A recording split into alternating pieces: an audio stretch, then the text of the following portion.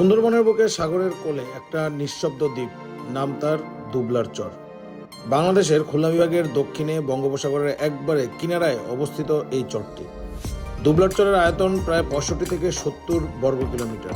জোয়ার ভাটায় যার রূপ বদলায় তার সীমানাও।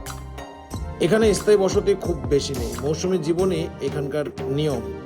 শীত এলেই এখানে দেশের নানা প্রান্ত থেকে জেলেরা আসে, সাথে আসে আরো অনেক পেশার মানুষজন।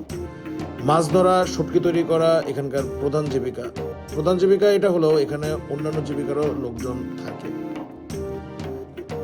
এই চরে বিদ্যুৎ আছে, তবে যেটা নেই সেটা হচ্ছে শহরের কোলাহল, এবং সাথে আছে প্রকৃতির সঙ্গে লড়াই করে বেঁচে থাকার গল্প।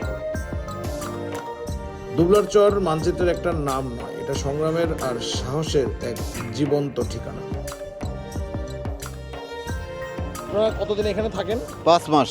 এই ধরো কার্তিক মাসের 5-6 তারিখ হলে আইসি, আর যাবো 34 মাসের 20 তারিখ। সব ধরনের মাছের শুটকি হবে, চিংড়ি মাছ দিয়ে, ছুরি মাছ দিয়ে, লটকি দিয়ে, তেলু ভাষা, মধু ভাষা, সবই শুটকি হবে। এইখান থেকে মাছগুলো কোথায় যায়? চলে যাবো চিটাং, যাবো সৈয়দপুর যাবে।